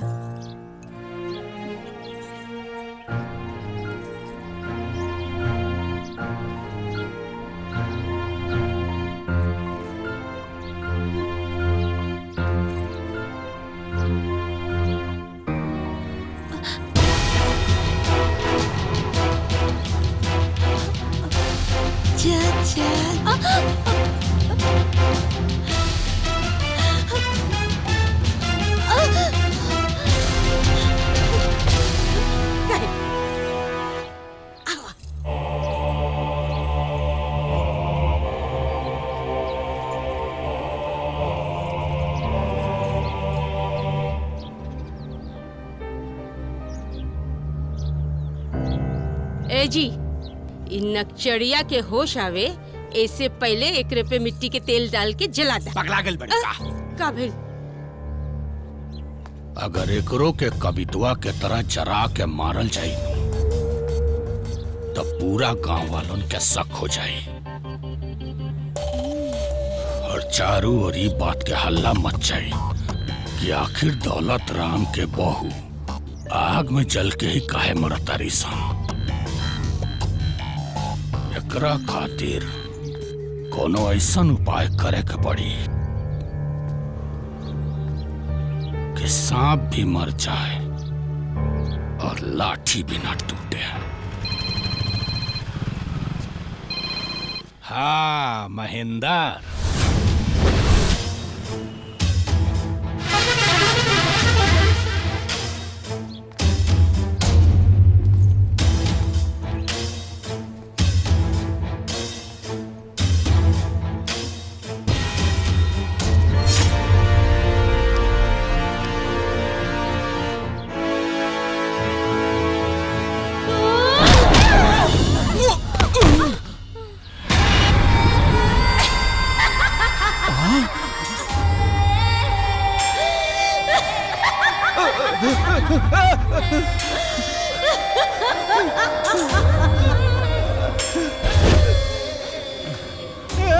महेंद्र,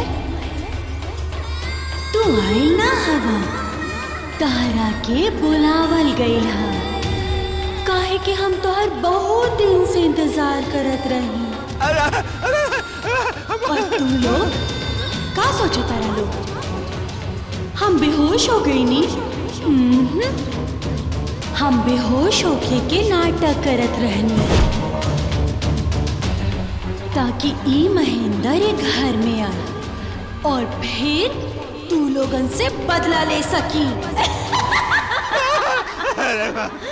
महेंद्र, तू हमरा के पावल चाहत रहला ना? आवा ना हमरा पास आवा, आवा, आवा।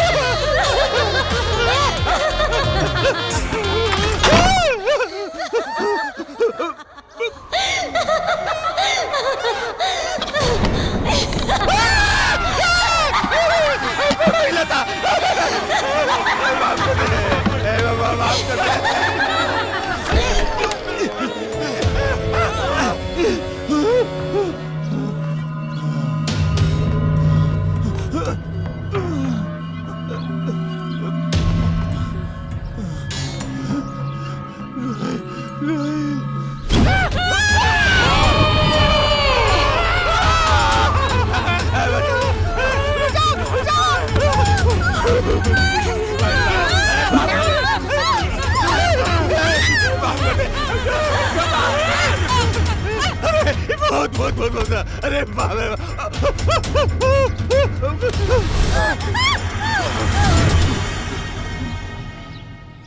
दादाजी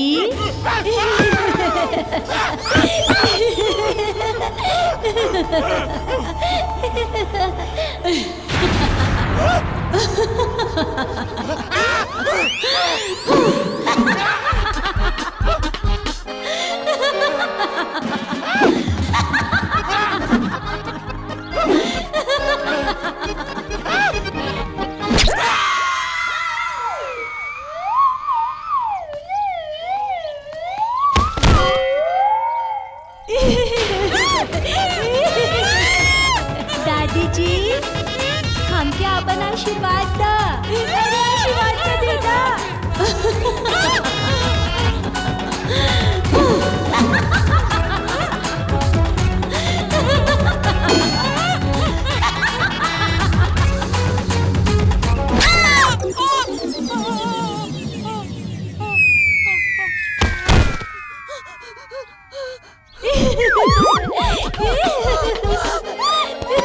अरे बुआ आशीर्वाद तो दे दा।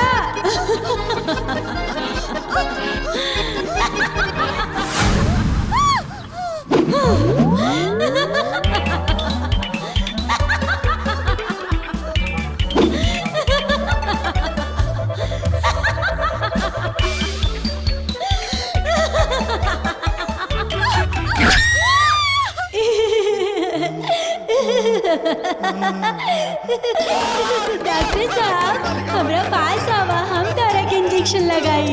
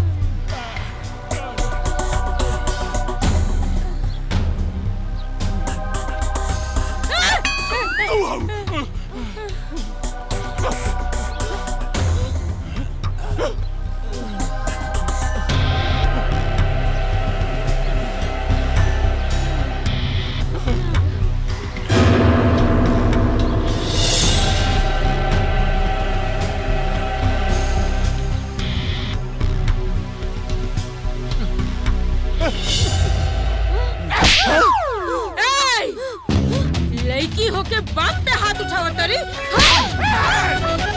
बेटी पर हाथ उठाओ तरे। बेशरम आदमी और जात पान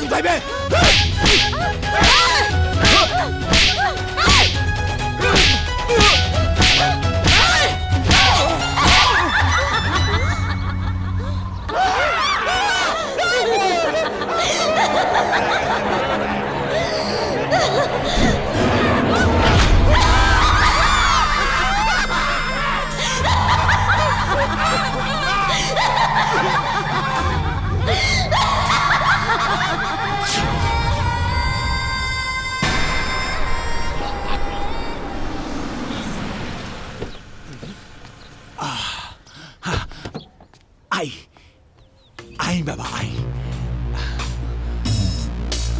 नमस्ते। जय कपालिनी ओम रिंगरी चामुंडा विखे। ये बतावा आत्मा केकरे ऊपर बिया? हमार बहू पर। हाँ बहू पर। बहू कहाँ बिया? बहू अंदर बिया। चला ओम जयंती मंगला काली भद्र काली कपालिनी दुर्गा क्षमा शिवा धात्री स्वाहा स्वधा नमोस्तुते।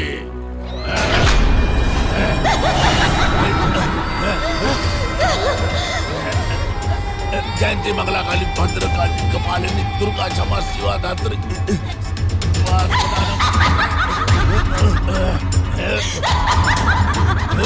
ओम चामुंडा विखे।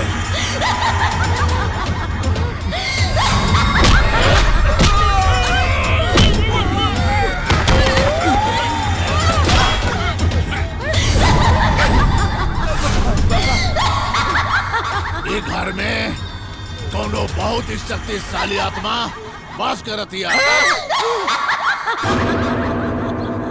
एके वश में कईल आसान काम नहीं खे। का हुई बाबा जी? घबराई मत। आत्मा कितनो भी शक्तिशाली काहे ना होखे, लेकिन हमरे आगे उस शक्ति विहीन हो जाई। वो भी आज रात सूरज ढले के बाद वो आत्मा के हम अपने वश में कर ले। ओम काली कपालिनी ओम फट स्वाहा ओम जयंती मंगला काली भद्र काली कपाली दुर्गा समा शिवा धत्री स्वाहा स्वधा नमोस्तुते। ओम कालिकाय फट स्वाहा। ओम कपालिन्ये फट स्वाहा। भूतय स्वाहा प्रेतय स्वाहा। ओम यम लंग फंग हट फट स्वाहा। कपालिनी स्वाहा। भूत प्रेताय स्वाहा। पिशाचाय स्वाहा। सर्वशक्ति स्वाहा। ओम काली कपालिनी स्वाहा। ओम जयंती मंगला काली भद्र काली कपालिनी दुर्गा क्षमा शिवा धात्री स्वाहा स्वधा नमोस्तुते। ओम काली काली कपालिनी नरमुंड माल्य धारिणी कपालिनी शमशान वासिनी स्वाहा। ओम शिवाय स्वाहा। भूतेश्वर नागदेवताभ्यो नमः स्वाहा। इसे क्या करते बाबूजी?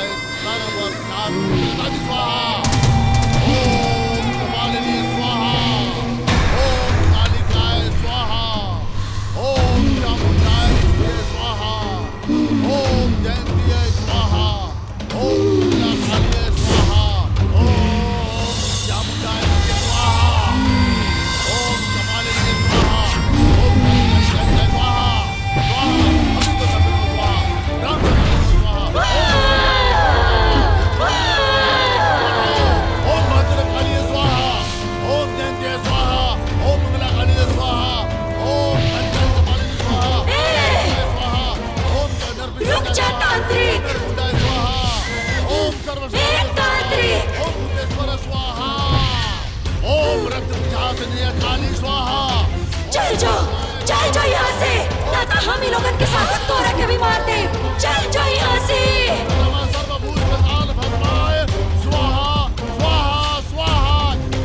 पहले ही बताओ तू क्या है और बताओ। ओम ह्रीं ओम चामुंडाय बिचफट स्वाहा। हम ना जाए, हम कहीं से दाल मानी। ओम ह्रीं स्वाहा। ये हमार घर हमें। ओम काली कपालिनी स्वाहा। ओम फट स्वाहा। शास्त्री वशा करी मंत्र स्वाहा। ओम कालिकाय स्वाहा। चामुंडाय स्वाहा। ओम उन्माद धारणी स्वाहा। ओम कपालिनी स्वाहा। कपालिनी स्वाहा। ओम निर्विशाली स्वाहा। ओम संक्रांति स्वाहा। तू कैसे मर रहलू? बोलो बोल। ओम नमः स्वाहा। बताओ। ये हमार सास ससुर और ये ननद और ये फर्जी डॉक्टर महेंद्र, ये सब मिल के हमरा के जला देले।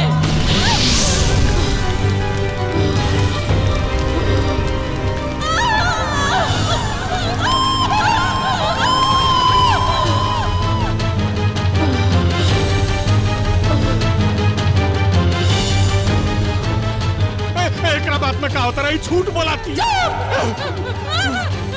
एकदम चुप। हम झूठ नहीं के बोल रहे बानी। दहेज के लालच में तो लोग हमरा के जला देला। मासूम बच्चा पैदा होखला से पहले तो लोग ओकरा के मार देला। अगर हम झूठ बोल रहे बानी तो पूछो वो फर्जी डॉक्टर से, जय लोगन के सामने ले वो। झूठ बोलती है। सच बताओ, बताओ कब है इतने जान से बात है? बोल बोल बोल। बताओ धनी। तोहर दूसर ब्याह करके दहेज लेवे के चक्कर में तोहर माए बाबूजी हमार क्लिनिक से तोहर मेहरारू के मरे और तोहर बच्चा के खराब करे खातिर दवाई ले जाते रहले। ई सारा बात हम तोहरा से बता दे। ई बात का हम फायदा उठा के तोहर बाबूजी से कहली कि हमारा के तोहर बहुत पसंद बिया और हम ओकरा साथे कुछ समय बितावल चाहतनी। और तोहर बाबू कहलन कि तू हमार समस्या के हल कर दा, हम तोहर समस्या हल कर देते। तोहर बाहर गई लगे कुछ दिन के बाद तोहर बच्चा खराब हो गई। फिर हमनी के बीच हाथापाई हो लगल। हाथापाई में तोहर मेहरारू गिर के बेहोश हो गई। अभी सब सारा चीज गांव समाज के पता ना लगे, यही डर से मिल के हमनी के ओकरा आग लगा के मुआ देली जा।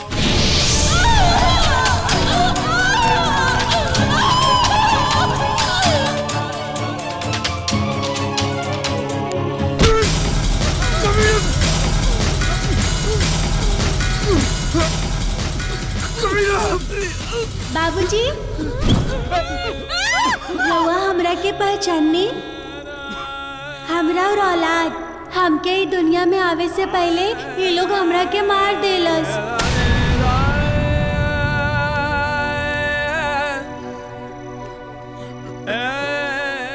दादाजी रोआ के दहेज चाहत रहे ना, ई रोआ के ना पसंद रहे तय में हमार का गलती बा जवन रोआ हमरा के मार देनी।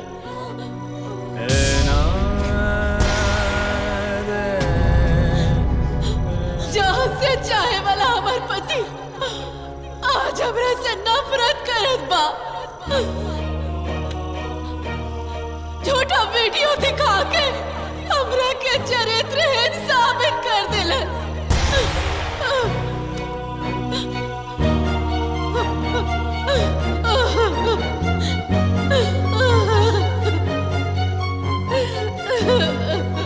एकर मतलब तू लोगन हमरा के ओ दिन झूठा वीडियो दिखला। ओए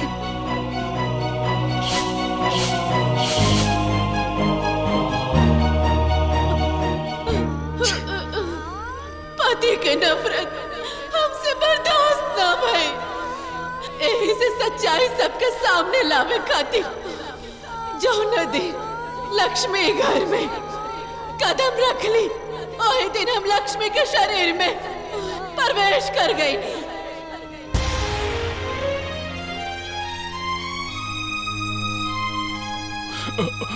बम्मा हमने के माफ कर दो। कहा के तार माई बाप है जा। तू लोग इतना घिनौना हरकत कैसे करना? अरे पैदा होने के पहले हम कोक में ही मर गए ले तो अच्छा रहा।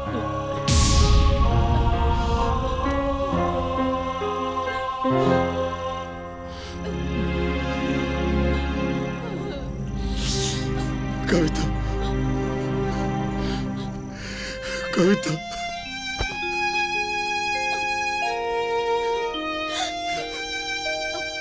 कविता हमरा के माफ कर दो। अगर वो दिन तोरा के हम अपने संगे लेकर गए लो, आज तू हमारे संगे रह, तू हमारे संगे रह, तू हमरा के माफ कर दो, माफ कर दो। ना जी, रउआ हमरा से माफी मांग के हमरा के पाप के भागीदार ना बनाई।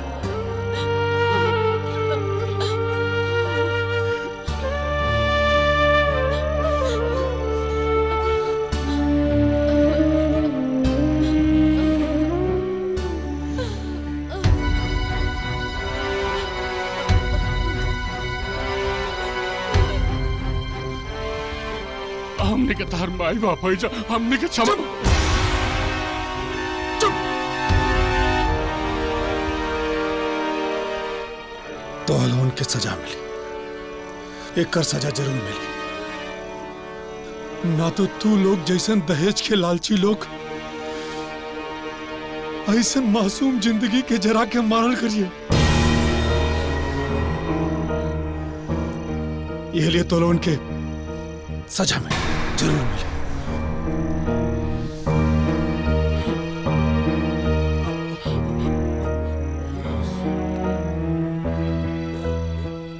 Hello police. पुलिस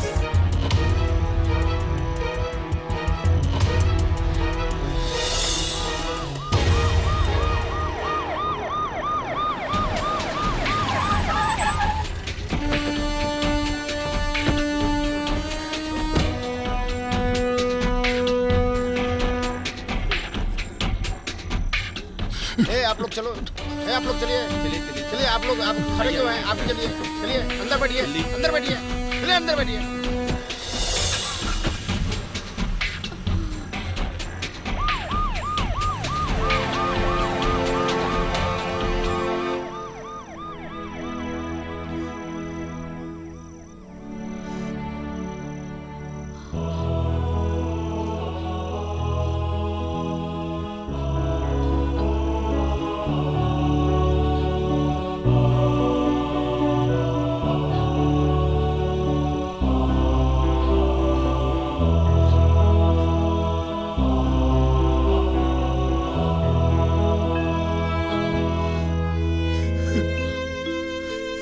कविता।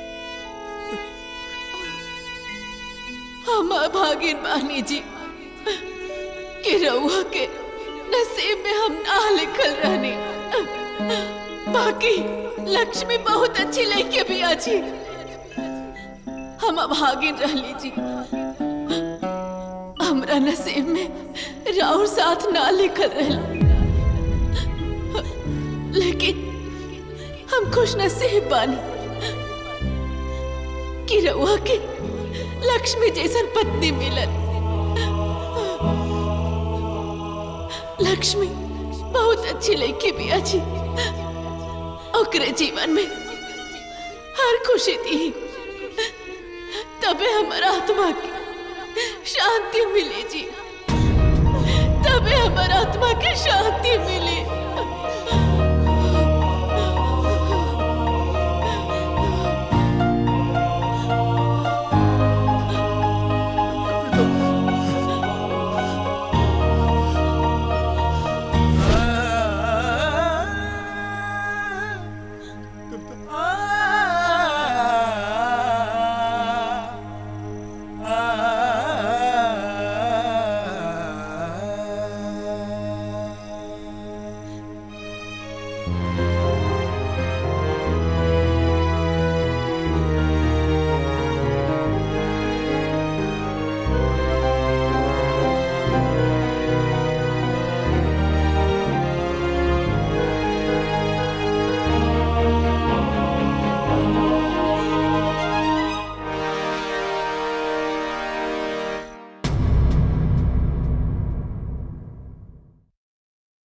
आपन पसंदीदा फिल्म देखे खातिर डाउनलोड करी दंगल प्ले ऐप।